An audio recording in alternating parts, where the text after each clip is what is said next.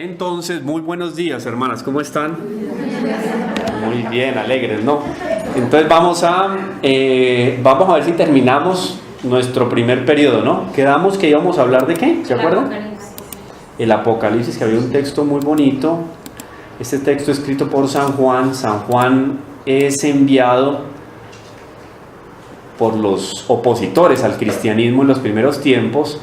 Es enviado a la isla de Patmos. Allá recibe una serie de revelaciones al respecto de la historia de los hombres. Cuando hablamos de Apocalipsis no es solamente el fin del mundo.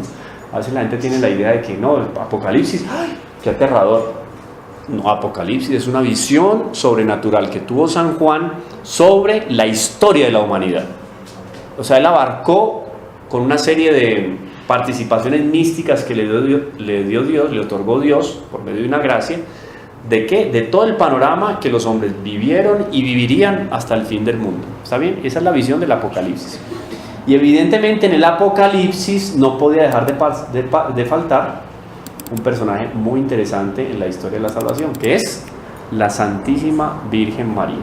Entonces tenemos un texto, aunque seguro ustedes ya han ido por ahí al Apocalipsis, y ya algunas hermanas me habían contado la vez pasada sobre algunos textos que hacían referencia a la Santísima Virgen, ¿cierto? Hay muchos textos en el Apocalipsis al respecto de Nuestra Señora, pero hay unos que nos atañen más debido digamos, al rumbo que le queremos dar al estudio que estamos realizando aquí en el monasterio. Entonces, vamos al grano. Sí. Si alguien tiene una pregunta, no hay ningún problema, eso alimenta la conversación que estamos teniendo, porque es una conversación, es una manera de conversatorio y no es una charla fría. Claro que el día está frío, pero no vamos a dejar que nos contagie. Bueno, entonces tenemos un paralelismo que podemos hacer entre el Apocalipsis y el Génesis. Para los que tengan Sagrada Escritura, las hermanas que tengan Sagrada Escritura, tenemos Génesis 3, capítulo 14, ese es un paralelismo que podemos hacer muy bonito. Génesis 3, capítulo 14 y Apocalipsis 12. Tenemos el versículo 9, el 3 y el 17. Entonces, Génesis 3, 14 al 15. Es un versículo bien cortico. Dice: Dios dijo a la serpiente: pongo perpetua enemistad entre ti y la mujer, entre su descendencia y tu descendencia. Entonces ya hablábamos de esos dos linajes que se distinguen a lo largo de la historia, que es la descendencia de la mujer y la descendencia de la serpiente, la descendencia del bien y la descendencia del mal. Hay un punto ahí muy interesante que es necesario dejarlo claro. La Iglesia condena el hecho de que nosotros acreditemos en la predestinación. O sea, Dios dice: voy a poner en la historia de los hombres, voy a poner a jugar, en el buen sentido de la palabra, en la historia de los hombres, un personaje llamado la hermana María del Perpetuo Socorro. Entonces él no va a un armario o a un depósito y saca un alma, dice: alma, venga acá que ya le tengo trabajo, pum, la mete en un cuerpo y mandó a la hermana María del Perpetuo Socorro. No, él crea el alma, ¿cierto? Crea el alma, manda a la hermana María del Perpetuo Socorro. En el libro de la vida entonces queda Madre María del Perpetuo Socorro, al final de su vida va para el cielo, o Madre María del Perpetuo Socorro, al final de su vida va para el infierno. No, esa predestinación es condenada por la Iglesia. ¿Está bien? ¿Cuál es el deseo de Dios? El deseo de Dios es que de esa raza de la mujer hagamos parte todos, porque para eso nos crea Dios. Dios nos crea por amor, ¿cierto? ¿Cuál es la finalidad última de la creación? Darle gloria a Dios. ¿Está bien? ¿Cuál es la criatura llamada a darle mayor gloria a Dios dentro de la creación? El hombre, ¿cierto? Porque está hecho a imagen y semejanza de Dios. ¿Está bien? Entonces, ¿cuál es el deseo de Dios para todos los hombres? Que se salven. Entonces, de alguna manera, sí hay predestinación, pero para la salvación.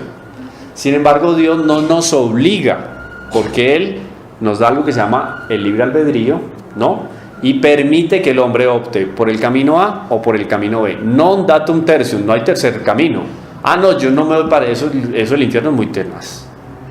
O eso del cielo, no, yo por allá tampoco, yo no me merezco eso. Yo me quedo por ahí en la mitad, en algún limbo, una especie de purgatorio eterno, no existe. O es el cielo o el infierno, ¿cierto? No hay tercer lugar. Y miren que no es una locura decir lo que estoy diciendo. En estos días tuve la oportunidad de ver unos videos, una película más bien, en Cine Colombia, pues en el cinema, hay una serie de espacios que le dan a la cultura, y este video era sobre Botticelli. Botticelli hizo unas pinturas, unas verdaderas obras de arte sobre el infierno de Dante Alighieri. Entonces toda la historia de Botticelli, el infierno, tal. Entonces en medio de todo el dramatismo, porque es una producción italiana, muestran a un italiano así medio despelucado, medio loco, que es medio redundante decir eso, no es como hablar de un argentino orgulloso, medio redundante, ¿no? Pero bueno, el italiano llega ahí a la calle, pone un proyector y en una pared de una iglesia empieza a proyectar las fotos de Botticelli sobre el infierno de Dante Alighieri, que de hecho es una cosa lindísima, y empieza a preguntarle a la gente de la calle: venga acá, ¿usted qué opina de esto? Es el infierno, usted sabe que el infierno tiene todos estos círculos, y usted cuando se muera, ¿para dónde quisiera irse? Y una muchacha apareció y dijo literalmente: no, yo me quisiera ir para el infierno, a mí me gustaría. Y yo decía: pero es que es aterrador, la idea que uno tiene del infierno es aterradora.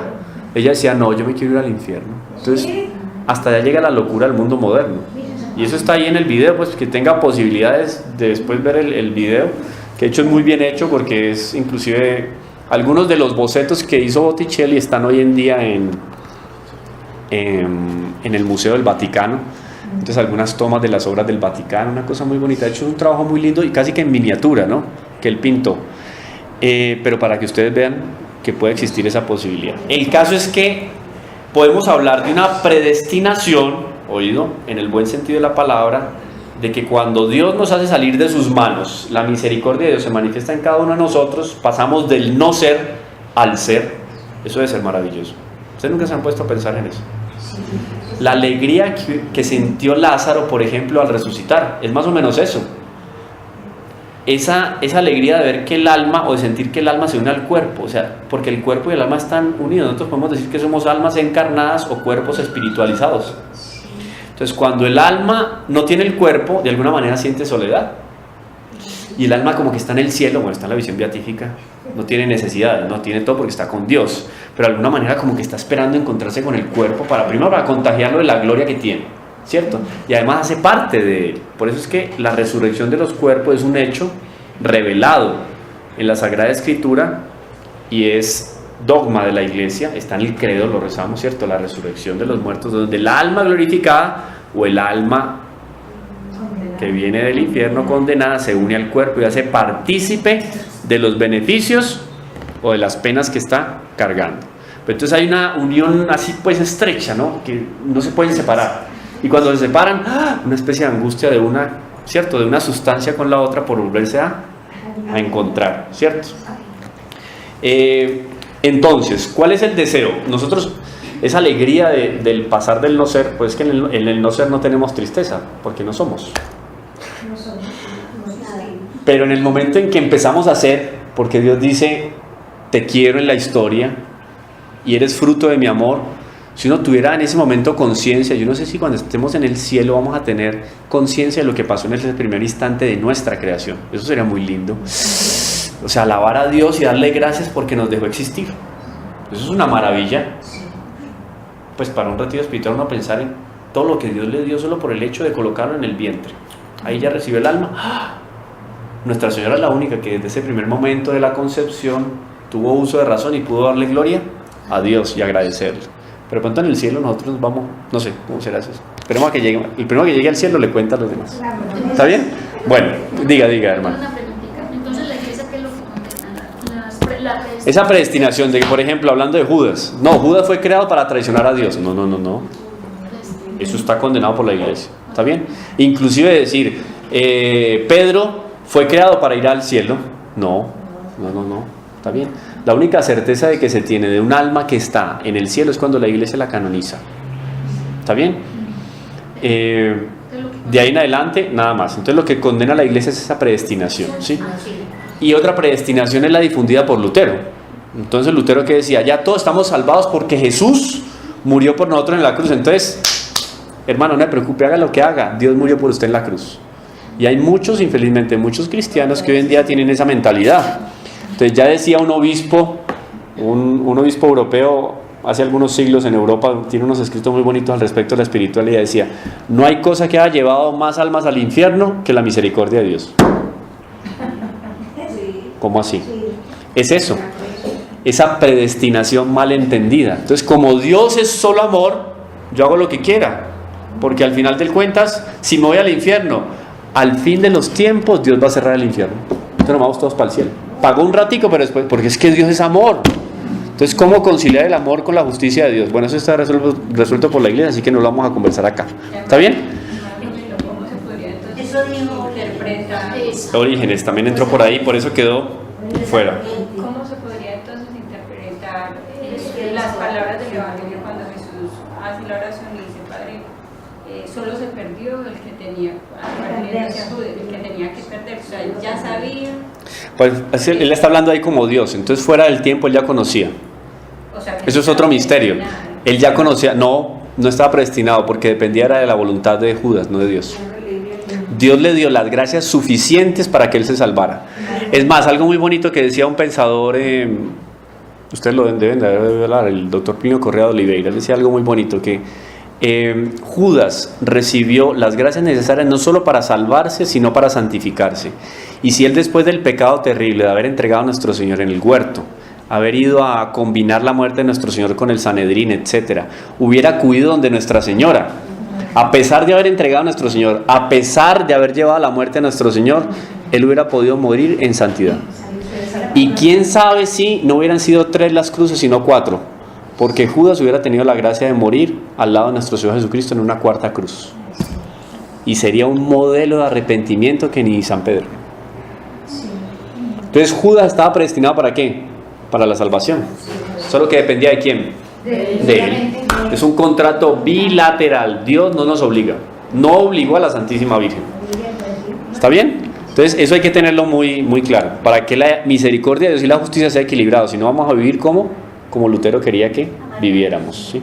Diga, hermano. Dice que con certeza sabemos que los santos, los que están en el cielo, son los que son canonizados. Pero uno, por ejemplo, la fe a uno le dice personas que mueren santamente. Usted puede presumir, hermano, hasta que la iglesia lo defina. Por eso la iglesia fue tan astuta, porque es que la iglesia es la astucia por excelencia, la diplomacia por excelencia. Entonces la iglesia promovió o promueve una fiesta que es la fiesta de todos los santos y de los fieles difuntos. Entonces los que no se les ha logrado hacer un proceso de canonización o murieron en el silencio, la iglesia también los exalta en esos 2 días: fieles difuntos y todos los santos. ¿Está bien? Porque no quiere decir que todo fiel difunto sea santo, pero si todo santo fue un fiel difunto, porque santo es solamente aquel que practicó las virtudes en grado heroico.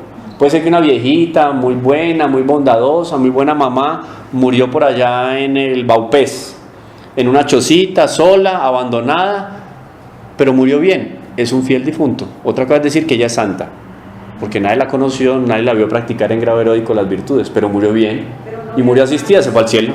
¿Está bien? Entonces la iglesia solucionó el asunto que usted está preguntando, hermano. ¿Dónde mete usted ese pensamiento, esa persona con la cual usted piensa que murió muy bien, la conoció de pronto? Usted tiene argumentos de experiencia con ella, de convivio. Una hermana de comunidad. Como hermana de comunidad, eso, usted la ubíquela ahí. Y usted puede rezarle a ella, perfecta, la iglesia no le prohíbe eso. ¿Está bien? Otra vez que usted públicamente empiece a promover la devoción a ella. No lo puede hacer públicamente, pero sí en privado. Murió una hermana acá, y una hermana por piedad dice, o varias hermanas dicen, no, yo tengo un pedacito del hábito, voy a regalar reliquias y vamos a hacerle la novena a la hermana porque murió hágasela. La iglesia no le prohíbe eso. Es más, eso es un camino para después iniciar quizá un proceso de canonización para ella, o aunque no sea canonizada. ¿Está bien? ¿Listo? Diga. Es que yo también tengo una duda con respecto a eso. Pues el Evangelio dice, he velado por ellos y ninguno se ha perdido, salvo el hijo de la perdición. Bueno, en ese momento Judas no se había ahorcado. Para que se Pero entonces nuestro Señor sabía para que se cumpliera. Nuestro Señor sabía lo que iba a pasar. Sí, no. Pero entonces, no se había... Dios sabe, pero ¿por qué no lo... Dios sabe todas las cosas, ¿no? ¿Por qué no lo impide? No, porque es que eso no deja darle gloria a Dios. La justicia de Dios se ejerce. El infierno, ¿por qué existe? El infierno existe porque Dios lo sustenta. O sea, Dios quiere que exista el infierno. Ay, no, pero es que eso va contra la misericordia. No, es la justicia. Es como cuando una persona no trabaja en una empresa, la echan. Ay, qué falta de misericordia del dueño. Porque yo no cumplía los horarios, porque yo robaba dentro de la empresa, porque yo era un chismoso dentro de la empresa, me echan. Qué falta de misericordia. ¿Me entiende? Para no ir muy lejos. Ahora, si vamos a hablar con Dios, y no estamos hablando de una empresa, sino de la vida humana, de la sociedad, Dios conoce bien cómo son las cosas, y a cada uno por justicia le da lo que debe darle. Y por misericordia, seguro que en algún momento a Judas dejó de darle gracias especialísimas, porque era tal el rechazo que él tenía por la gracia, que la condenación iba a ser peor.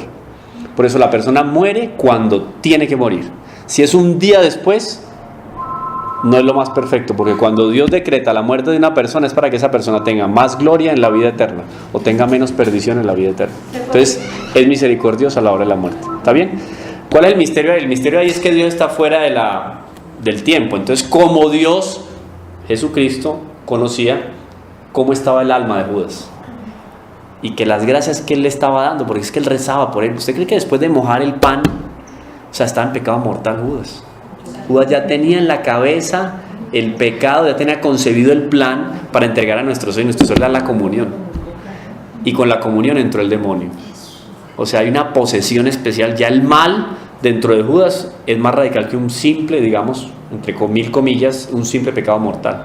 Ya hay una confabulación más profunda con el propio mal, con el demonio. Por eso es que dice el Evangelio que entró el demonio, porque fue una comunión sacrílega. Él ya como sacerdote está comulgando sacrílegamente y ve a hacer lo que tienes que hacer, y se despide de nuestro Señor y sale. Claro, él fue sacerdote. Pero también se puede decir que entonces él fue un instrumento, porque la Escritura también dice que para que se cumpliera la Escritura, o sea, lo hizo para que poder darle, o sea, que también Claro, un instrumento. claro, él terminó prestándose para ser instrumento. Pero entonces Dios no decretó desde toda la eternidad la condenación de Judas, porque eso entonces iría contra la naturaleza de la creación. La creación es para el bien. ¿Está bien? Señor Camilo, Diga, hermano. una cosa muy complicada, porque mire, toda la pasión del Señor, eso desde toda la eternidad se sabía, ¿no? Y los que fueron instrumentos... Él lo sabía, no nosotros. No. Nadie más. Y los que fueron instrumentos Sí. tenían que existir para que se cumpliera la pasión. Sí, entonces lo que yo le decía ahora a la hermana, que el misterio está ahí, está como Dios ve las cosas desde fuera del tiempo, porque el tiempo es una criatura, y nosotros vivimos en el tiempo. En la criatura tiempo vivimos, y en la criatura, por la criatura tiempo vamos a ser juzgados también. Eso lo tiene muy claro, por ejemplo, San Ignacio de Loyola en los ejercicios espirituales. Vamos a ser juzgados por el buen uso o mal uso de las criaturas, ¿no? El principio del tanto cuanto, ¿cierto? Ahora, el misterio es ese. Como en el Antiguo Testamento se habla ya de alguien que va a condenarse o que va a ser instrumento de la muerte del Señor. Pero en ningún momento desde el Antiguo Testamento dice que Judas se va a condenar. No, eso lo definió Judas en su vida. Él fue el único que decidió su condenación. ¿Está bien? Y de hecho muchos teólogos son de esa línea, de colocar a Judas como, digamos, más objetivamente hablando, como una persona que le dio las espaldas a Dios y optó por el infierno. ¿Está bien? Porque entregó al Señor. Lo bonito es considerar que independiente del pecado que cometió Judas, si él hubiera sido fiel a las gracias de arrepentimiento, seguro que tiene la posibilidad de arrepentirse. Y hoy en día no estaríamos leyendo las Escrituras como las leemos, con Judas ahí como el malo del paseo. ¿Está bien? No quiere decir que nuestro Señor no moriría, no. Si sucedió, la muerte de nuestro Señor era la más perfecta. ¿Cómo se hará esa muerte? ¿Las circunstancias puedan cambiar o no? Sí. O sea, no es un asunto que deja avalada nuestra fe el que Judas esté o no esté en la narración. Es como decir Poncio Pilatos en el credo. Ese entró porque le regalaban el espacio, pero ni se lo merecía. Ese no tiene nada que ver. Si lo sacamos del credo, es un hecho histórico. Pero sin Poncio en el credo sigue siendo el credo. ¿Está bien? Entonces lo mismo, la historia de la salvación sin Judas sigue siendo la salvación. El centro de nuestra vida cristiana y espiritual no es Judas, como ni siquiera es Nuestra Señora, guardando las inefables proporciones. ¿Está bien? Para un lado la Virgen y para un lado casi que lo contrario. No se puede hablar, por ejemplo, de que hay almas que, o sea, para entrar al cielo o para condenarse, eso lo decía la persona. Sí. Pero yo sí he creído que hay personas que sí están predestinadas para ciertas cosas en el mundo, o sea, Dios las predestina. No, eso es otra cosa, eso es la vocación. Ahí ya entramos a analizar lo que es la vocación, el llamado particular para cada persona. Y si la hermana que estamos hablando ahora, no sé si hay alguna hermana María del Perpetuo Socorro que me disculpe, ¿no hay? Entonces, bueno, entonces no hay problema. Entonces la hermana María del Perpetuo Socorro, que fue creada por la misericordia de Dios como todos nosotros, la hermana María del Perpetuo Socorro tiene un llamado más especial a brillar, diga usted, por la humildad, ¿cierto? Esa es la predestinación en ese sentido que usted lo está tomando, hermana, la predestinación que tiene la hermana María del Socorro, de brillar por esa virtud en especial. Y si ella no brilla y le da las espaldas a ese llamado de Dios, nadie más en la creación va a brillar como ella tenía que brillar. O sea, es el pedacito de cristal que falta en el gran vitral de la creación. Ahí es donde uno ve la gravedad cuando uno dice, no, ¿está bien? No voy a hacer lo que Dios quiere de mí, porque queda inconclusa de alguna manera la obra de la creación. Sí. Ya se la quería aclarar una duda. Es que un día vino alguien, ¿cierto? Y esa persona nos decía que, por ejemplo, si yo fui llamada a la vida consagrada. Sí. Y bueno, por cosas, y me salgo, y yo no soy llamada para el matrimonio. Entonces la persona me decía es que Dios ya no se obliga a darle las gracias que usted necesita para ser santa, porque usted está predestinada es para ser religiosa, no para ser madre de familia. Entonces Dios ya no se obliga a darle las gracias que usted necesita para la santidad. Va a ser mucho más difícil, es que Dios no la va a abandonar, pero va a ser mucho más difícil para usted ser santa. Y yo dije, ay, qué impresionante, qué bueno. No, entonces, yo no entiendo sí. eso, porque entonces es que esa es su predestinación, ser religiosa. Usted no puede optar a otra cosa. Sí, ahí es la vocación, más que predestinación. Lo que decíamos ahora, pues que no está escrito con letra de fuego y no se puede borrar o no se puede añadir un postscriptum, de alguna manera así, en la historia de cada persona. Porque entonces Dios nos va a juzgar a cada uno en función de las gracias que vamos a recibir de Dios. Entonces, por ejemplo, en ese caso, una persona recibe la vocación para ser religiosa contemplativa. Después de un año de vocación, después de 10, 20, 30, 45, 55, 60 años de vocación, dice, no, esto no es lo mío. Me retiro y me caso. Conocí el caso aquí de un sacerdote que murió y cuando murió llegaron los hijos. Él se había casado, tuvo sus hijos y ya mayor, viudo, se ordenó una comunidad religiosa. Y él no volvió a saber de la familia en años, solamente cuando murió los hijos aparecieron pues a despedir al papá. Pero entonces uno dice, bueno, si la vocación de él era para el matrimonio, después se entregó al sacerdocio. ¿Hizo algo más excelente o menos excelente? Más excelente pueden juzgarlo ustedes, pero entonces en función de eso, si él recibió la vocación del matrimonio, de alguna manera abandonó el matrimonio, porque el papel de él como padre tenía que llegar inclusive hasta sus nietos. El abuelo no deja de ser un símbolo en la familia, un consejero, una señal de ¿qué? De sabiduría, y él abandonó todo eso y se entregó al sacerdocio. Entonces uno podía llegar al otro extremo y decir, fue menos perfecto, muy bonita y muy excelsa la vocación sacerdotal, ministerio que ni siquiera reciben los ángeles, pero sí le estaba llamado para el matrimonio. O sea, que esa teoría es falsa. Entonces, ¿quién es el único que sabe qué es lo más adecuado para esa persona? Primero, la conciencia de la persona, primero Dios, pues, y después la conciencia de la persona. La conciencia de la persona que es otra cosa, no es otra cosa que la voz de Dios en el interior de cada hombre, y lo tiene todo hombre independiente de si es o no bautizado. Entonces, el primero que tiene conciencia de lo que está haciendo y de la excelencia de lo que está haciendo es la persona, que tiene cómo explicar y cómo justificar frente a Dios. Pero en eso está la gracia de Dios. Entonces Dios le puede dar o no las gracias necesarias para santificarse dentro del matrimonio, antes de haber optado por el sacerdocio, y para el sacerdocio después. Imaginen que él diga, lo ordenaron, después de que le impusieron las manos, va el paso atrás, ¡ay, la embarré! Pues, suena feo, ¿no? Sí. Me metí donde no era, esto es muy tenaz, yo no voy a aguantar, ¡ay! ¿Y ahora qué hace? Se llama Francisco, como el Papa Francisco es tan cercano, lo llama por solo y dice, Santo Padre, necesito que me dé una dispensa y me devuelva al estado laical. Ah, listo, mañana te hago la vuelta. Y le mando un documento y le deja de nuevo al Estado. ¿Eso es así de fácil? No. Pero puede ser que la te ha pasado por eso en la cabeza. Entonces, ¿quién es el que juzga si es lo más excelente o no que hizo la persona? Primero Dios y después la conciencia. Ahora, el hecho de que Dios le dé o no las gracias para perseverar también depende de Dios y depende de la persona. Porque a una persona dentro de una vocación religiosa puede darle muchas gracias místicas, extraordinarias, eficaces, todo lo que usted quiera de gracias, pero la persona la rechaza, no se santifica. Ahora una persona puede no recibir todo ese caudal de gracias fuera de la vida religiosa y te puede optar por la santidad de una manera más acertada de lo que lo hubiera hecho en otro camino. Entonces yo les hablaba la otra vez del plan A de Dios y del plan A más A. No estaban las dos. Les repito lo del plan A y el plan B. ¿Cuál era el plan A de Dios? Hablando de Adán y Eva. Paraíso. Así de sencillo. Y yo me acuerdo que un teólogo decía, Ave María, cuando chiquito pues, ¿no? Yo era medio paisa. Entonces le empezaban a dar el catecismo de pequeño, le empezaban a hablar del paraíso, cuando Adán y Eva, pues el pecado original, lo sacaron del paraíso. Él dijo, pero ¿cómo así? ¿Cómo se le ocurrió a ellos meterlas de caminar? Hubiéramos estado muy bien ahí. ¿Cuál era el plan A de vocación y de predestinación de alguna manera de Dios para con Adán y Eva? ¿El paraíso? ¿Qué hicieron ellos? No queremos paraíso.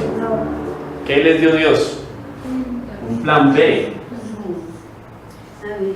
Estricto sensu, este plan B podría ser menor que el plan A, ¿cierto? Pero Dios siempre saca un bien del mal. Entonces este plan B termina siendo una A más A. De tal manera que este plan A más A trae consigo encarnación, que no quiere decir que Dios quedó obligado a la voluntad de Adán y Eva para encarnarse, porque esto le enseña la teología. Podría ser también que sin el pecado original Dios encarnase, porque era también la única manera, o lo más arquitectónico, no la única porque sería someter a Dios a un comportamiento, eso no es correcto, pero podría ser muy arquitectónico que si no hubiera habido pecado original, Dios se hubiera encarnado. ¿Para qué? Primero para ser el culmen de la creación, o sea, lo más excelente, y después para pagarle al Padre en agradecimiento por la creación, solo por eso, ¿me entiendes? Ya de una manera sería arquitectónica la encarnación. Entonces con ese plan más allá nos viene la encarnación, nos viene el regalo excelentísimo de la iglesia, nos viene la Santísima Virgen y nos viene todo lo que tenemos. ¿Está bien? Entonces, ¿sí ve cómo también entra un misterio ahí de Dios? Que está en la conciencia de cada persona y está en las manos de Dios, ¿cierto? Pensar, por ejemplo, en una Santa Rita de Cássia, pasó por todos los estados, ¿cierto? La Santa Madre también. Entonces, ¿quién es el único que conoce los destinos de los corazones?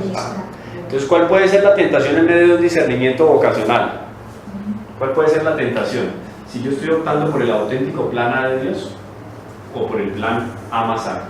Porque a partir de una infidelidad mía en un estado religioso, Dios puede suscitar esta situación.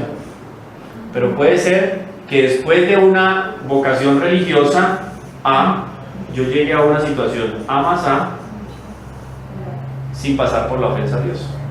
Me estoy enriqueciendo con esta primera opción de vida. ¿Está bien? Pero viceversa, pasar de un A más A una. Entonces, ¿qué es lo que le ayuda a uno a discernir en esto? La oración. El único que le puede decir a usted dónde está, si donde está es el lugar correcto, es Dios. ¿Está bien? Y no solo sentirse bien, yo me siento tan bien, ¿no? Pero usted puede sentirse bien aquí y puede ser que su vocación sea otra. Puede ser que esté preparando para otro papel. Entonces eso es muy complicado, por ejemplo, para un director espiritual. O cualquier cosa que diga, no se salga. No me salga. Vive atormentada 50 años, la pobre casi que se salvó de milagro, porque y le otro, no sálgase, conozca el mundo, pruebe, y si tiene vocación religiosa vuelve. Así. Pero muy guapa si se aguanta 50. Por eso, ¿cierto? Eso es otra cosa. Entonces, esto no lo vieron, entonces Génesis 3. No puede ver uno eso, las escrituras dicen, no se puede una hoja del árbol sin la voluntad de Dios. O sea, le enseñan a uno que todo debe verse dentro de la voluntad de Dios. Sí, claro. Entonces, esas cosas que suceden así, también las puede ver desde la mirada de Dios, de que Él se vale incluso de sus falencias para sacar gloria para Él. Eso es verdad, por eso yo decía el plan Amazán, que se valió de las falencias de Adán y Eva para sacar una maravilla, lo que es la salvación, o feliz culpa, llega a decir la iglesia, entonces en voz de San Agustín. Entonces, ¿cómo así? Agradeciéndole al pecado, San Agustín está loco. A San Agustín va a discutirle a él. Yo no le discuto. No, padre de la iglesia, démoslo por ahí. ¿Está bien? Bueno. Como sube en nuestra comunidad, pues en la visitación ocurrió un caso de la hermana Luisa Margarita, de la visita en Lina. Ajá. Y dentro de la visitación, ella recibió otro llamado: salir para un lugar, para formar en la otra comunidad, para San Roque, que son las hermanas de Betania. Ah, yo las visité a ellas en Betania, sí, me acuerdo, yo las visité por ahí. Sí, entonces, eso está lo que se llama en el fuero interno, entre Dios y cada alma. Y ahí el problema es de cada alma y el sacerdote, confesor o consejero, por eso es tan complicado. Ay, y decían, estos días estaba escuchando las conferencias del padre Rollo Marín. Yo le mandé algunas madres al correo, creo, a monjas carmelitas, y decía, ay, Dios mío, qué problema confesar monjas, perdón, yo digo aquí en claro. Qué problema, si no es por el Espíritu Santo no resolvemos esto. Es muy complicado. A religiosos, pues yo lo decía no por esas monjas a las que le está dictando un retiro espiritual y unas conferencias, sino decía, las personas que están más consagradas a Dios, evidentemente que tienen un ojo más crítico y un discernimiento más agudo de las cosas. Entonces uno se fija en esos detalles, ¿no? Porque desea una perfección más excelente, está llamado a una perfección más excelente.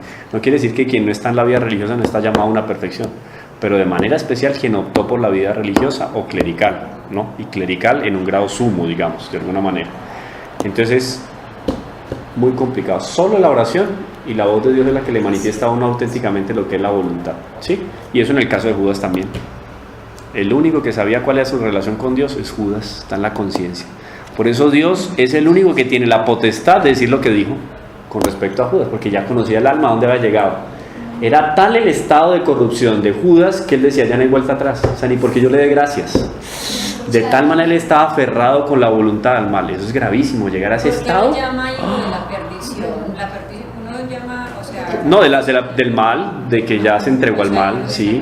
Porque hay un, sí, claro, porque usted es hijo de Dios, hijo de Satanás.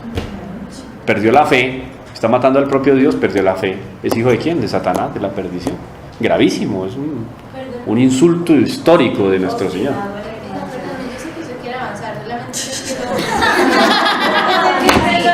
No, esto avanza, hermano, no me preocupe. Aquí yo quiero como resumir esto de, porque para que uno a veces puede entonces creer que como la naturaleza, pues Dios es un Padre, yo sé que está la justicia y la misericordia de todo eso, sí. Pero que uno no quede con la concepción de que, o sea, como si ya, pues como no cambiar la naturaleza de Dios como Padre, aún en medio de la situación de Judas. O sea, Dios le dio todas las gracias y todo eso, sí. Él optó por el mal, o sea, él rechazó totalmente sí. el deseo de la salvación, porque aunque dijeran la Sagrada Escritura por el Antiguo Testamento que ven hijo de la perdición, a lo mejor si él se convertía, pues no terminaba viendo hijo de la perdición, o yo no sé cómo. No, y no iba a decir hijo de la perdición. O no iba a decir hijo de la perdición porque se hubiera convertido. Sí. Y después, a pesar de que fue hijo de la perdición, ahora lo acojo en mi regazo. Ajá, así lo ¿Voy a aparecer ahí en la Biblia o no? Claro. Así lo dijeran los antiguos. Pues, claro, así lo dijeran los antiguos. Sí. Porque Dios es el único que tiene potestad ahí. Y la misericordia de Dios es tan grande que rompe los esquemas. Porque es que de verdad que hay muchos, yo he escuchado mucho de personas que le dicen a uno, pues una persona que es mala, tal persona, no, es que él estaba destinado a eso. Ya está condenado. Yo he escuchado, por ejemplo, en 2 veces le dicen a uno, está en malos caminos, lo que fuera una persona. No, pues como él estaba como destinado a eso. No, imagínese nada, eso es lo que abomina la iglesia. ¿Cómo Dios lo va a destinar a uno a entregarse al mal? Para nada, eso está en el fuero interior, en el libro de Dios. Diga, hermano. Usted ha leído las revelaciones de una vidente alemana, María Sigmund. Sobre el purgatorio, pero es una princesa. Ella dice... ¿Es una princesa? No, porque yo leí la otra vez uno de una princesa, pero creo que es una princesa rusa. Que inclusive cuenta cómo le sacaban un diente. Ella cuenta, para hablar del dolor del infierno, dice cómo le amarraron el diente a una puerta, eso fue una tragedia. Pero ella tiene revelaciones y ve una especie de demonios atormentando en el purgatorio que uno dice, ay Dios mío, ni al purgatorio pues. Esta es Pero una diga. persona como humilde, muy humilde. Ah, no, sí me lo regaló un amigo, don Ignacio González. Ella dice Me regaló el- que el que se condena es porque quiere, Sí, claro. porque Dios le da un momento para que se arrepienta, porque siente tan grande el amor de Dios. Pues si uno aquí en la tierra muchas veces, o sí, uno tiene esos momentos en que siente el amor de Dios tan grande por uno, como no, y el de la Virgen, uno siente que se derrite, pero cuando uno los ve cara a cara, ¿cómo será ese amor que uno siente que Él está dando a uno? ¿Cómo lo va a decir uno? No, yo soy tan pecador, yo voy para el infierno, yo no quiero su amor. Y que en el juicio es así. En el juicio particular sucede eso, de tal manera la persona se ve contraria a la bondad de Dios que ella misma se lanza al infierno. No es que Dios la lanza. O sea, imagínense el rechazo tan grande al cual tiene que llegar uno. No quiere decir que sea difícil condenarse. Eso sería llegar al otro extremo también, ¿no? Hay que considerar las posibilidades que tiene cualquier criatura. Nosotros tenemos la posibilidad cualquiera, puedo tener, por eso lo más importante para un alma no es comenzar bien, sino terminar bien. Porque todos a lo largo de la vida nos estamos moviendo entre la posibilidad del bien y el mal. Eso no termina. Es como ir por un camino y al lado tiene espinas y al otro lado tiene un prado lindo. O es lo bueno o lo malo. Siempre está así. Hasta que llegó al final y dice, yo opté por esto. Pero siempre estamos en la posibilidad. Ay, no es que era tan bueno. ¿Te acuerdas el famoso? Fue la conversión. El fundador de la Cartuja, San Bruno. ¿No? La conversión de él fue con un hombre que tenía una super vida, vivía muy bien, era un ejemplo de virtudes, todo. Y cuando estaban en la misa de cuerpo presente, el hombre se levanta y dice, estoy siendo juzgado. Y todo el mundo, bueno, el susto ustedes aquí velando una hermana, y la hermana se levanta, estoy siendo juzgada. ¿Qué dice la Madre Superiora? Yo no... Esperemos aquí, yo no voy a decir, no hermano, usted verá qué dice en ese momento, esperemos a que pase. No, entonces la gente que estaba, el sacerdote dijo, no, un momentico, vamos a ver, siguió las oraciones. Estoy sentado en el tribunal de Dios. Así. Y fue contando todo lo que le estaba pasando en ese momento.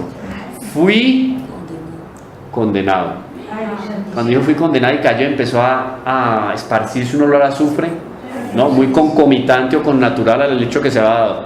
Al hombre lo echaron por allí y le dieron sepultura. Eso fue lo que llevó a la conversión a San Bruno. Ustedes miren que hasta el último momento, el hombre que tenía fama, por eso está la iglesia llena. Dios se valió de esa circunstancia para mostrar a todo el mundo, mire, si hasta el último momento no nos cuidamos, o nos vamos para un lado o nos vamos para el otro. Pero Dios hasta el último momento no dejó de darle gracias. Punto aparte, seguido, hermano.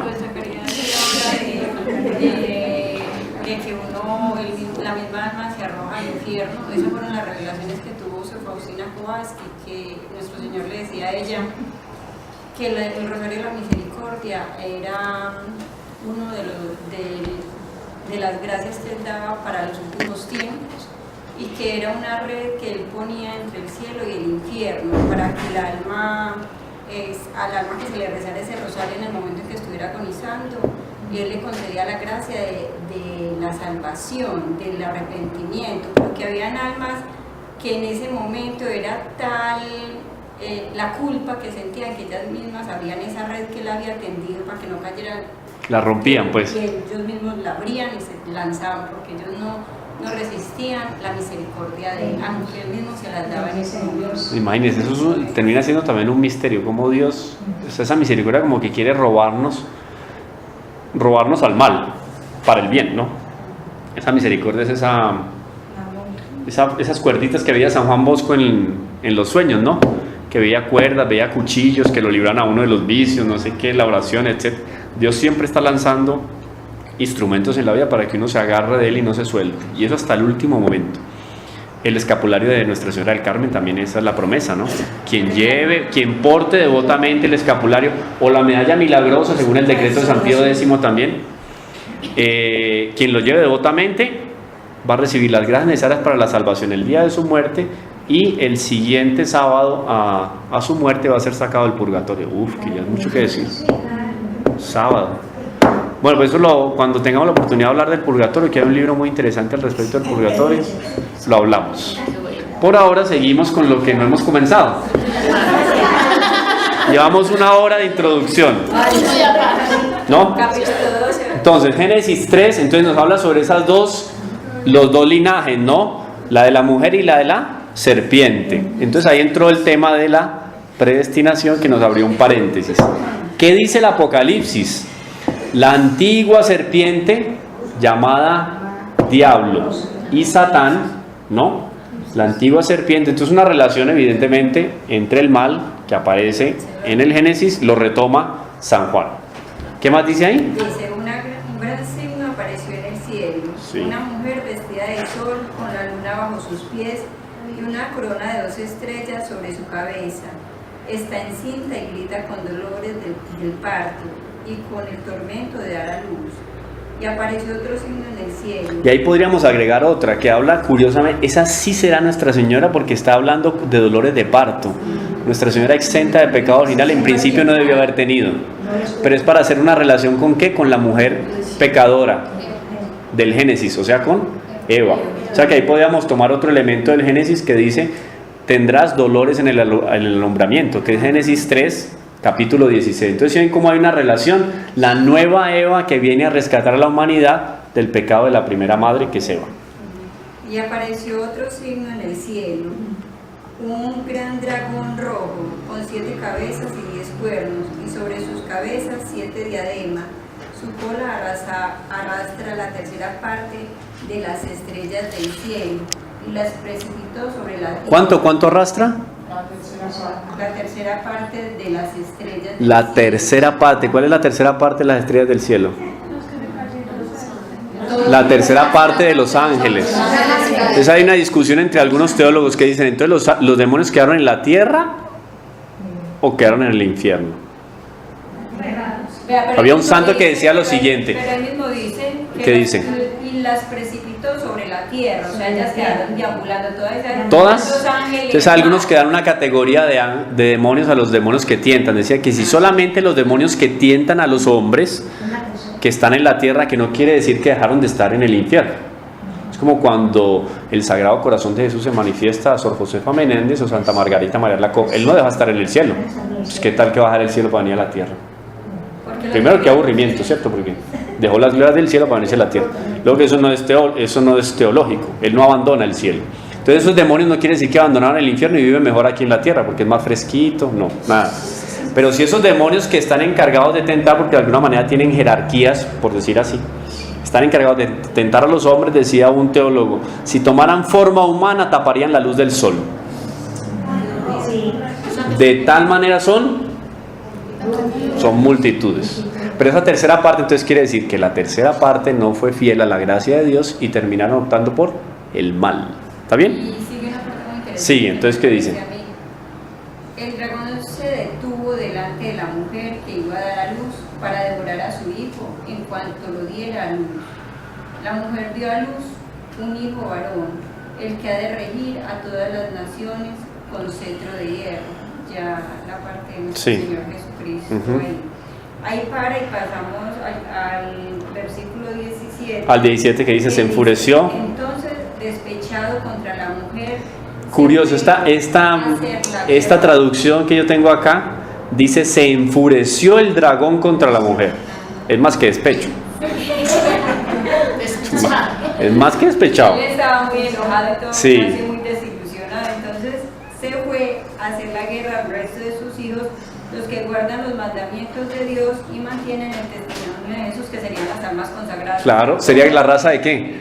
La raza de la mujer. Entonces, ¿sí ven cómo hay una distinción de nuevo de San Juan, que además tenía un conocimiento de la Sagrada Escritura? Obviamente, cuando recibió el Espíritu Santo, fulgurante el conocimiento intelectual que él y los demás apóstoles y discípulos recibieron al respecto de la Sagrada Escritura. Pero él deja claro aquí que hay una continuidad de ese decreto de Dios en el Antiguo Testamento, se mantiene vigente. ¿Y cuáles son los personajes principales que se mueven en ese decreto de Dios o en ese acontecimiento histórico? Son Nuestra Señora con su descendencia y el demonio con su descendencia. Entonces, vamos a ver las relaciones, ¿cierto? A estas relaciones entre Génesis 3 y Apocalipsis 12 se podría añadir otra que comentábamos ahora, que es la relación que se hace con el parto doloroso, la de los dolores del alumbramiento, que está en Génesis 3, versículo 16. Esta nota no constituye la objeción principal contra la interpretación mariana del pasaje. No podría convenir al parto virginal, claro, porque no tuvo dolor Nuestra Señora. Mas la dificultad se disipa si se le compara con otros textos de Juan. ¿Cuáles son otros dos textos de Juan? Tenemos Apocalipsis 6:6, donde dice: Cristo aparece en el cielo bajo el aspecto de un cordero inmolado, ¿no? Que podemos hacer una relación con Génesis 19:36. ¿Quién tiene Génesis 19:36 ahí para que lo miremos? Génesis 19:36. Entonces habla del cordero inmolado, que Jesús aparece en el cielo como un cordero inmolado, y tiene una relación con el Génesis 19:36. Génesis 19:36. Apocalipsis 6:6 y Génesis 19, versículo 36, sí. Sí, ¿cuál va a leer, hermana? Génesis 19:36. Bueno, léalo a ver, sí, por favor.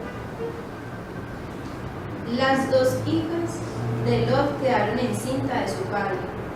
Eso es una más, o sea, No, la mayor, No, son- Génesis No. 19:36. son las- Génesis Apo- 19:36. Génesis 19:36. Génesis 19:36, sí. Eso es lo que dice. Sí, pero sí, siga el Las dos texto. hijas de Lot quedaron encinta de su padre. La mayor dio a luz un hijo, a quien llamó Moab. Es el padre de los actuales moabitas. La pequeña también dio a luz un hijo, a quien llamó Ben-Amí. Es el padre de los actuales amonitas. Entonces, ¿qué hay que considerar ahí? Hay algunos hechos en el Antiguo Testamento que pueden ser inclusive históricos.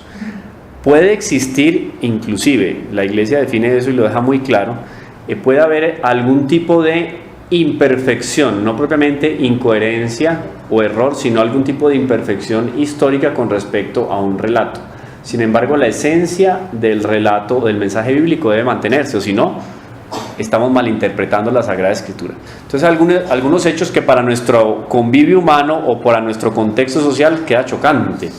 Esa narración, por ejemplo, y otro tipo de narración en el Antiguo Testamento que Adán, por ejemplo, o al inicio de la humanidad, se pudieron dar algunas circunstancias que hoy en día para el matrimonio, para la composición de la familia sería aberrante y sería hasta condenado por la Iglesia, ¿cierto?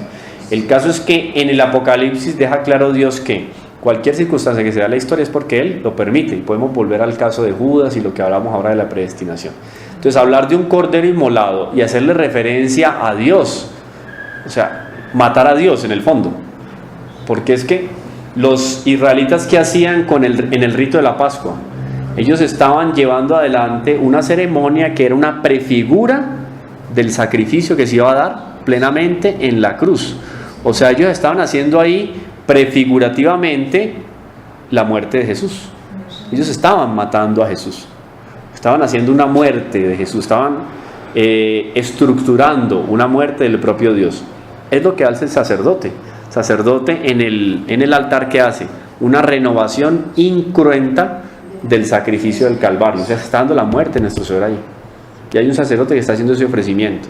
Entonces, si ve un poco la situación histórica y el contexto, como que nos rompe a nosotros los esquemas, pero como es Dios, ¿está bien? Ahora el Apocalipsis 6:6, ¿qué dice? Y en medio de los 4 seres vivientes oí una voz que decía: solamente 1 kilo de trigo por el salario de un día y 3 kilos de cebada por el salario de un día, pero no eches a perder el aceite ni el vino. Dice así. Sí, bueno, entonces es una referencia más bien espiritual, ¿cierto?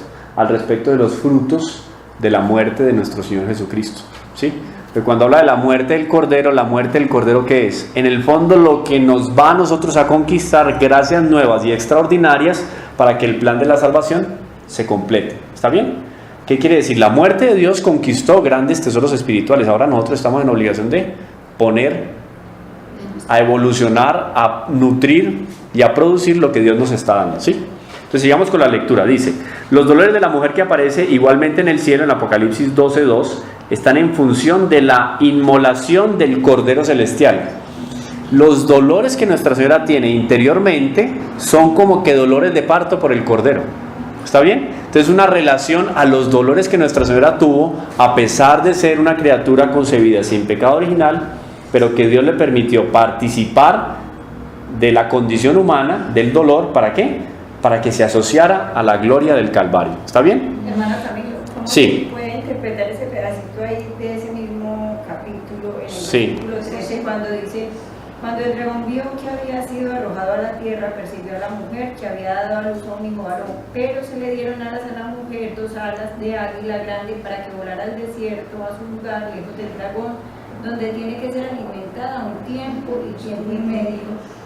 ¿Cómo es eso? O sea, Sí, si no lo comenta en el próximo trecho, si no lo comentamos, lo comento ahora al final, porque tiene que ver con el valor de la oración, por ejemplo, con lo oculta que estuvo Nuestra Señora en el propio Evangelio, la aparición esplendorosa de la devoción o la renovación de la devoción a Nuestra Señora en los últimos tiempos, tiene que ver con eso también, que Nuestra Señora como que de alguna manera va ganando en excelencia y en belleza, en medio de su silencio histórico, y aparece en determinadas circunstancias para conquistar almas para Dios. Entonces es el silencio que ella guarda en el desierto. O sea, que ese alimento que menciona es de oración. Es de oración, claro que sí, sí. Entonces dice: de este modo se nos remite no al parto de Belén, del que Juan jamás ha hablado, sino a la palabra de Cristo en la cruz. Hijo, he ahí a tu madre. Se trata de la maternidad espiritual de María y la compasión por la que María compartirá los dolores del Cordero inmolado y de toda la humanidad. Entonces ahí están los dolores de parto de esa mujer del Apocalipsis. ¿Está bien? Que no es una referencia objetiva al dolor de parto con Jesucristo, no, es el dolor que ella va a tener a partir del sufrimiento de Cristo en la cruz primero y después de toda la humanidad a lo largo de la historia. Así que Nuestra Señora como que de alguna manera tuvo una oración en el huerto de los olivos. No consta en la escritura que Nuestra Señora acompañó a Nuestro Señor al huerto de los olivos, pero ¿no será que ella conocía de alguna manera por revelación que en ese momento estaba Nuestro Señor en el huerto de los olivos y rezó junto con él? Y hay una tesis muy bonita, un estudio que leí la otra vez sobre los fundadores de órdenes religiosas, que decía algo lindísimo. Decía: Nuestro Señor llega al huerto de los olivos y en su condición humana Él sufre tanto, que empieza a sudar sangre. Y eso es un fenómeno que se da. ¿Qué es lo que lo consuela a Él? ¿Un ángel con qué? Con un cáliz. Entonces explicaban estos teólogos al respecto de los fundadores: ¿qué es el cáliz? El cáliz es el sufrimiento de todos los fundadores de las instituciones religiosas a lo largo de la historia, que se convierten en un lenitivo para Jesucristo en el huerto. Eso es bonito. Y seguro que en ese cáliz estaba también ¿qué? La cuota de Nuestra Señora. O sea, él se animó con el asocio de otros hombres. O sea, que el consuelo era saber que muchas fundaciones iban a Claro, dar gloria a él, y que muchos hombres y mujeres en la historia se iban a asociar de él. Entonces, si hay ese asocio, de una manera especial está el asocio de Nuestra Señora. Por eso se llama como corredentora, la compasión, ¿no? Acompañar la pasión de Jesús. Eso hizo Nuestra Señora. ¿Está bien? Entonces los dolores de parto quedan entendidos. Es el dolor y el sufrimiento de Nuestra Señora con su perpetua descendencia, que es esa raza de los buenos. ¿Sí? Y el cáliz, por favor, eso está bien. El del cáliz. Bueno, entonces Nuestro Señor es consolado en el huerto de los olivos con un cáliz. ¿Qué hay en ese cáliz?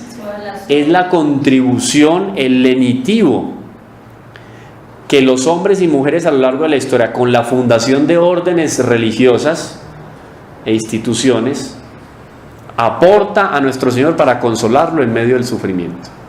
Es bonito, eso es súper arquitectónico. Él como Dios no necesitaba de nadie. Pues claro, como Dios, criatura, hombre, ¿cierto? Como hombre es criatura, pero como Dios Él es necesario, Él no necesita de nadie. No es contingente como nosotros, que necesitamos siempre de alguien. Sin embargo, Él quiso el asocio de las demás criaturas en el orden de la creación para que el plan de salvación se dé de una manera más bella. Y es el asocio del valor del sufrimiento. ¿Está bien? Bueno, entonces se trata de la maternidad espiritual de María y de la compasión por la que María compartirá los dolores del Cordero inmolado. Y en esos dolores estamos todos. Están nuestros momentos difíciles de vida espiritual, están los momentos también materiales que podamos tener de dificultad, de una enfermedad, de lo que sea. Ahí están los dolores de Cristo. ¿Qué me consuela a mí? Primero, el sufrimiento de Cristo, y después todo lo que los hombres y mujeres, especialmente los fundadores, hicieron a lo largo de la historia en asocio con el dolor de Jesucristo. ¿Está bien? Es bonito eso. Es una especie de este personaje que aparece en el Vía Crucis y que contemplamos de manera especial los viernes, Simón de Cirene. ¿Qué se sabe de Simón de Cirene? Sino que era de Cirene. ¿Y qué se sabe de la ciudad de Cirene? Sino que era la ciudad de Simón. Pero ese Simón termina siendo ¿qué? Un lenitivo para Jesucristo en el camino. De alguna manera nosotros en la vida nos podemos convertir en otro Simón de Cirene, y para eso estamos llamados. ¿Está bien? Esto es muy lindo. A mí me parece espectacular. Bueno, en el texto evangélico el hecho tiene lugar en la tierra. Cristo triunfa. Eso lo dice clarísimo Juan en el capítulo 12, 32 y subsiguientes. Triunfa, ¿por qué? Por medio de su inmolación. Entonces la inmolación del Cordero no es una muestra de la debilidad de Dios, antes por el contrario, es el triunfo del Cordero. Por eso es que al Cordero lo ponen así como dormidito, hasta inmolado ya, ¿cierto? Pero ¿con qué? Con una bandera de triunfo, porque es la bandera del triunfo sobre el pecado. En el Apocalipsis el hecho se prolonga hasta el cielo, porque el triunfo de Dios también se manifiesta en el cielo, obviamente, en los bienaventurados. El Salvador conserva allí los estigmas de su sacrificio, y María conserva también sus estigmas espirituales en el Calvario. Bonito, porque nuestro Señor tuvo sus estigmas. ¿Qué estigmas tuvo Nuestra Señora? Ninguno. Pero espirituales, y un dolor espiritual puede llegar a ser más fuerte que un dolor físico. Y mientras que los efectos de este sacrificio se prolongan sobre la tierra, sobre la historia, como ya conversábamos antiguamente, el doloroso parto continúa en la Santa Iglesia hasta la consumación de los siglos. O sea, Nuestra Señora sigue teniendo dolores de parto. Cuando yo cometo un pecado, una falta, yo tengo que pensar que Nuestra Señora está teniendo dolores de parto por esa falta que yo cometí. Gravísimo. Pero a la vez, ese dolor de parto de Nuestra Señora, ese dolor en el Huerto de los Olivos o en el Calvario de nuestro Señor, es también símbolo de ¿qué? De triunfo. Si yo estoy sufriendo es para que tú cambies de vida. En medio de las riquezas de este oscuro texto se encuentra quizás una alusión también a la asunción, porque le fueron dadas alas a la mujer. Asunción de Nuestra Señora, ¿quién sabe? La única que nos permite entrever el sentido literal de la Escritura. Y hay una imagen muy bonita, la danzarina famosa ecuatoriana, que es una imagen de Nuestra Señora muy bonita, inmaculada, con el cabello suelto y con las alas. Es una imagen también un recuerdo de la asunción de Nuestra Señora. Entonces, en esa línea puede estar la referencia de que le son dadas alas a la mujer para retirarse al desierto. Bueno, de este texto, ¿qué más podemos comentar?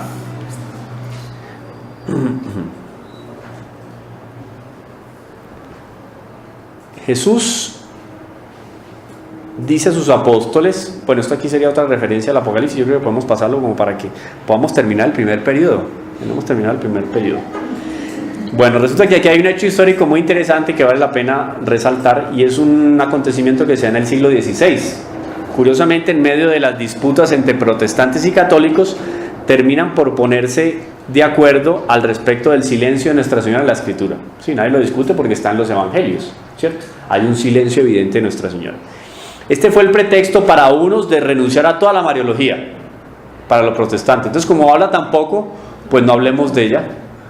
En cambio, para los católicos fue lo contrario. Como habla tan poco, habla tan rico, que vale la pena estudiar el silencio de Nuestra Señora en las Escrituras. Y mire todo lo que nosotros hemos hablado del silencio de Nuestra Señora. No sé cuántas clases llevamos y cuánto ha salido de bonito al respecto de ese silencio que decíamos la otra vez, que es un silencio productivo, lleno de promesas y lleno de cosas lindas. El silencio de Nuestra Señora que produce. No es el silencio cómplice con el mal, sino el silencio que en el silencio de la oración, en el silencio de la contemplación interior, le da lugar a Cristo para que reluzca y alumbre el mundo. Interesa, bueno, si quisiéramos hacer el balance de los datos, de los datos marianos escriturísticos, sería preciso distinguir dos zonas. Datos precisos en primer lugar, y luego una serie de sugestiones que brillan a su alrededor. Entonces, primero, María es santa, virgen, madre del Salvador, presente no solo al principio de la vida, en la encarnación, como lo dicen claramente Mateo y Lucas, sino al comienzo y a la consumación de su misterio. Y esto le corresponde dejarlo claro ¿a quién? A Juan. Entonces, al principio y al final de su ministerio, de su vida, la Santísima Virgen está presente, en silencio, pero está presente, acompañando y guardando todas las cosas en su corazón. Si yo hablo mucho, escucho mucho y no guardo en mi corazón, no estoy haciendo nada. ¿Qué hace nuestra señora? Hablo poco, pero guarda en el corazón. Hizo más, ¿cierto? Entonces está al principio de la vida de Cristo en la encarnación. Y como madre del Salvador también aparece en la vida pública. Eso lo deja claro entonces Mateo y Lucas, clarísimo. Después, al comienzo y a la consumación de su ministerio. O sea, al comienzo con las bodas de Caná y al final a los pies de la cruz. Está presente, en fin, en el nacimiento de la iglesia, claro, en Pentecostés. Entonces miren que Nuestra Señora está en los momentos más imprescindibles. Es decir, Nuestra Señora está en todos los momentos fundamentales de la historia del cristianismo. Claro. Está al lado de Jesús cuando primero se encarna en ella. Está al lado de Jesús en el nacimiento, pues claro, si nace de ella. Está al lado de él durante su vida íntima, claro, 30 años. Está al lado de él al inicio de su ministerio, bodas de Caná. Está al lado de él, al lado de su predicación, claro. Y llegó la Virgen María, llegó la Madre, Jesús, llegó tu Madre. Y esas cosas las guardaba María en su corazón. Está con él al final de la vida, en la muerte. Y luego cuando se funda propiamente la iglesia que es Pentecostés, ¿ahí está quién? María. ¿Quién fue la que llevó a los apóstoles a reunirse en el cenáculo? Un momentico, no me va para allá, y Pedro con unas ganas de irse por allá a pescar de nuevo. Un momentico, venga para acá, se me sienta. Y San Juan, que no, un momentico, quédese aquí porque no. Y Santiago, no, todos los reunió, los mantuvo en oración en el cenáculo, hasta que vino ¿qué? El Espíritu Santo. Ellos dijeron, ay claro, ahora sí entendemos por qué María era tan insistente, porque ella necesitaba mantener la iglesia congregada para esa gracia que era el Espíritu Santo. Entonces, ¿dónde estuvo Nuestra Señora? Silenciosa sí, pero estuvo en los momentos más importantes de la historia de la iglesia naciente.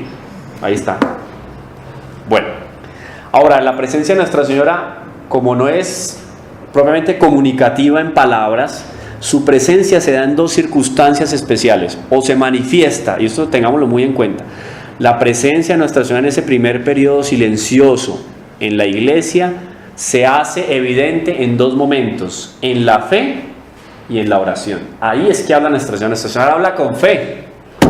Dice Santiago, ay, muéstrame tu fe sin obras, que yo por mis obras te mostraré tu fe. Entonces Nuestra Señora está presente primero con la fe y con la oración. Y a partir de ahí, ¿qué? Vienen las obras, todo lo que conquista, cuidando al niño Jesús, sustentando seguramente a lo largo de la vida pública a los apóstoles. Hombre, que a tal apóstol se le metió en la cabeza que no, que la vocación de él no es apóstol, lo que hablamos ahorita. Yo me voy a ir por allá porque mi vocación es más bien trabajar al Imperio Romano. Nosotros le dijimos, no, saque esa locura de la cabeza, usted tiene que ser apóstol.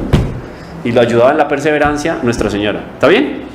En adelante, en la iglesia recién fundada, no, que ahí me tocó ir a la India, dice Santo Tomás. Bueno, ánimo, para adelante, y Nuestra Señora lo animaba. Santiago está en España, lo que era la Hispania en la época para el Imperio Romano. No, está aquí, estos españoles son cabezadura, no.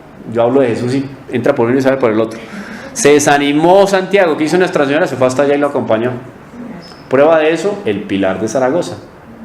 La primera manifestación pública, digamos así, grandiosa de Nuestra Señora para ir a mantener en el entusiasmo a Santiago.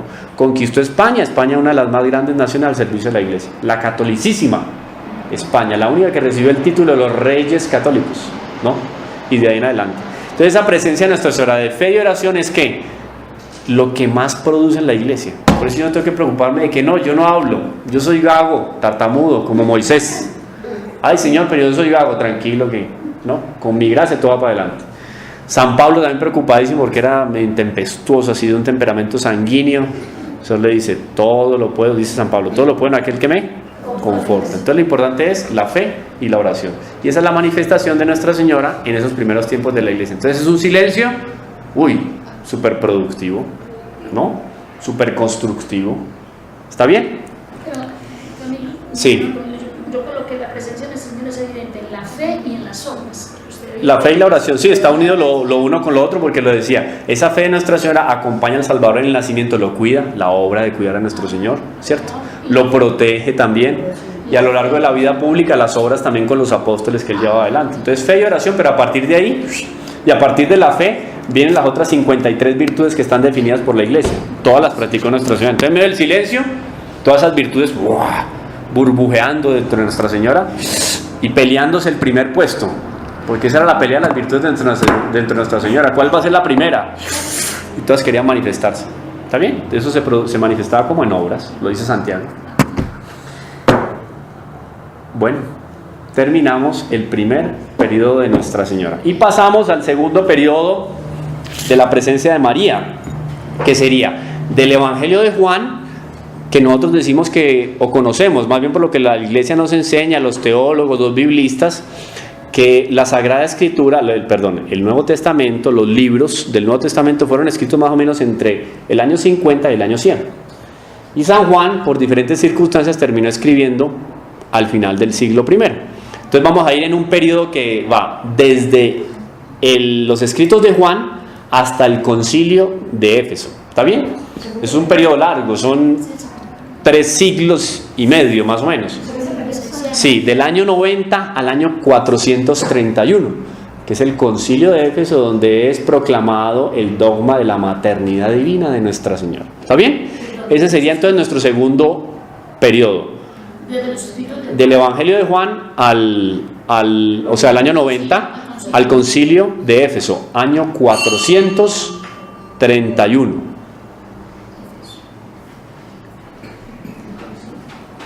Hermano Camilo, Sí. ¿le puedo hacer una pregunta? Sí, claro.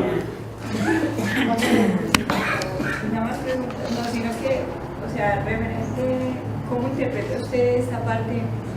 Se le concedió hacer la guerra a los santos y vencerlos. Se le concedió poder. ¿Cómo se le concedió qué? Están hablando pues de la bestia. Ah, de la bestia, sí, el dragón. ¿Cierto? Ajá. Capítulo 13 del Apocalipsis, usted dice: se le concedió hacer la guerra a los santos y vencerlos. Se le concedió poderío sobre toda raza, pueblo, lengua y nación. Y la adorarán todos los habitantes de la tierra, cuyo nombre no está escrito desde la creación del mundo en el libro de la vida del Cordero degollado. Ahí no podría uno. Está predestinado. Está predestinado. No está predestinado. ¿Cómo se interpreta eso? No, ¿cómo se interpreta lo siguiente? Primero dice que le hace la guerra a los santos y los vence. Uy, entonces ¿cómo así? Entonces ahí ese que tuvo la posibilidad de alcanzar la santidad y terminó dejándose vencer por el demonio. No quiere decir que los santos fueron vencidos siempre por el demonio, no. Quiere decir alguna persona que estaba llamada a practicar en grado heroico las virtudes y se dejó terminar pues por vencer por el demonio, por el mal. Eso no quiere decir que venció a todos los santos. Después, que está escrito en el libro de la vida. O sea, es que nosotros nos estamos constantemente escribiendo en el libro de la vida. No es que el libro de la vida quede escrito e imborrable. O sea, el libro de la vida nosotros no lo podemos ver como un libro que usted tiene, como el libro que tiene en las manos. Entonces yo voy a coger aquí mi libreta. Estas libretas tengo apuntes de todo aquí, desde inglés hasta ciencia, pasando por teología, hasta un teléfono que me dieron ayer. Entonces en este libro, que todos los días cambia y varía, voy a escribir hoy: la hermana María del Perpetuo Socorro. Socorro. Bueno, es una santa. Eso lo escribí hoy. Mañana, cuando veo la hermana María del Perpetuo Socorro, me doy cuenta que la hermana del Perpetuo Socorro no es una santa. Eso fue mañana.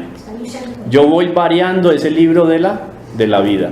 ¿Dónde se define la historia de la Madre María del Perpetuo Socorro? En el momento en que ella, en la muerte, le dice sí a Jesús o no a Jesús. Ahí el nombre de ella queda en el libro de la vida o no queda en el libro de la vida. ¿Está bien? Pero ya estamos hablando de fuera del tiempo. Para la eternidad ya quedó el nombre de María del Perpetuo Socorro en el libro de la vida, porque al final de su vida le dijo a Jesús sí, y le dijo al demonio no. ¿Está bien? Entonces el libro de la vida no es un libro que está impasible, que no puede cambiar. Ese libro de la vida lo vamos escribiendo con nuestra vida. En el libro de la vida se va alimentando con la vida de cada uno. Eso es el libro de la vida. ¿Está bien? No es un libro donde está decretado nuestro fin. No, es un libro donde nosotros vamos a dejar consignado el fin de nuestra vida y en qué jugamos nuestra vida. ¿Está bien? Entonces, así hay que interpretar el libro de la vida, no que quedó ya escrito a partir del momento en que la hermana María del Perpetuo Socorro vino a la tierra, por misericordia de Dios, no. Es lo que ella terminó de escribir con su vida. Ese es el libro de la vida para cada uno. ¿Está bien? Entonces, estamos siendo inscritos en el libro de la vida a cada momento. Ya depende de nosotros si ese nombre va a permanecer o no. ¿Quién dice eso? Yo. Yo soy el que termino escribiendo mi nombre. Cuando entro al cielo, haga de cuenta que hay un libro no de sugerencias, ¿no? Sino de invitados especiales, un super libro en pergamino, imagínense un cuero lindísimo, no sé, con una letra linda, así como la de la hermana, porque yo me acuerdo que tiene una letra muy bonita la hermana, en algún momento la vi escribir, sí. Le encontré a la hermana Aura María unos escritos, usted me mostró algo, tiene una letra muy bonita. Entonces una letra así, súper decorada, no sé qué. Cuando usted llega allá a la portería y llega a San Pedro, como siempre nos han enseñado que San Pedro está en la portería, no sé por qué lo pusieron de portero. Está en la portería de San Pedro y dice, ¿usted entra o no entra? Entonces cuando usted va a entrar al cielo, se encuentra con San Pedro, pues él tiene las llaves, es verdad, y él tiene un libro, el libro de visitas, y el que entra no sale. Entonces cuando usted entró, usted escribió, ese libro es valiosísimo. Ese en el fondo termina siendo el libro de la vida, porque quien entró ahí y firmó, ahí así se quedó, ahí es por toda la eternidad, usted ya no sale y borra, pero ese libro lo voy escribiendo con mi vida. Casi que cuando yo llego allá a la portería y me encuentro con San Pedro, mi nombre pues ya está escrito en el libro de la vida, porque yo lo escribí con mi vida. ¿Está bien? Yo me convierto en la pluma que escribo ese poema. Mi vida termina siendo un poema, el poema de la gloria de Dios. Y ahí está en el libro de la vida. Si no, no vale meterlo en la edición, lo sacamos. No está en el libro de la vida. ¿Está bien, hermano? Hay dudas, ¿no? Pregunte. ¿Queda así? Lo que pasa es que ahí, como hablamos del tiempo, que es una criatura complicada de manejar, y nosotros vivimos en el tiempo, salirnos del tiempo es complicado. Y eso es lo ¿Sí? que uno no puede leer al pie de la letra. Pues por eso lo complejo también de explicar la Sagrada Escritura o de interpretar la Sagrada Escritura, porque hay que darle también un sentido espiritual. Recordemos los sentidos que tiene la Sagrada Escritura, ¿no? Está la poesía presente dentro de la Escritura, entonces hasta qué punto yo puedo leer un texto como poético, ¿cierto? Está muchas veces simbólico, etcétera. Entonces cuando yo hablo del libro de la vida, yo tengo que pensar en esa línea en el libro de la vida, pero no como un sello que me puso Dios ya, o carnetizado. Esto tiene carne y ya con esto pasa al cielo, o ya usted tiene este carne y por más que haga maravillas en la tierra se va al infierno. No es así. Dios no trabaja de esa manera, eso es más bien una mentalidad humana y cartesiana. Entonces tenemos que sacar eso para colocar un espíritu mucho más amplio y sobrenatural o espiritual. ¿Está bien, hermanas? Entonces terminamos con la ayuda de Dios y pasamos al segundo periodo, como les decía ahora, sobre Nuestra Señora. Vamos a contemplar ahí una silenciosa maduración de la devoción a Nuestra Señora. O sea, hay un rescate especial en esos primeros tiempos al respecto de Nuestra Señora, que se manifiesta ¿dónde? En Éfeso, en el concilio de Éfeso, en el año 431, con la proclamación del gran dogma de la fe y fundamental en la espiritualidad mariana, que es la maternidad divina de Nuestra Señora. Theotokos, ¿no? Ese es el título del segundo periodo. Segundo periodo, del Evangelio de Juan al concilio de Éfeso, año 90 al 431. Pero después vamos a ver unos subtítulos que tienen que ver con la maduración de la devoción a Nuestra Señora, etcétera, ¿no? La referencia, por ejemplo, de María, Eva e Iglesia, eso es muy bonito, también lo vamos a ver ahí. La virginidad de Nuestra Señora. Vamos a ver también la santidad de María, que se va madurando toda esa exposición sobre Nuestra Señora, ¿no? Y ya empieza a ubicarse, por ejemplo, el tema de la Inmaculada Concepción. Y entramos a un tercer periodo que ya nos vamos por allá hasta la Iglesia Gregoriana, hasta la Edad Media. ¿Está bien? Son 6 siglos. ¿Ah? Falta todavía. Nos faltan varios periodos, ¿cierto? Entonces dejamos por ahí. Muchas gracias por la paciencia. Fue muy bueno.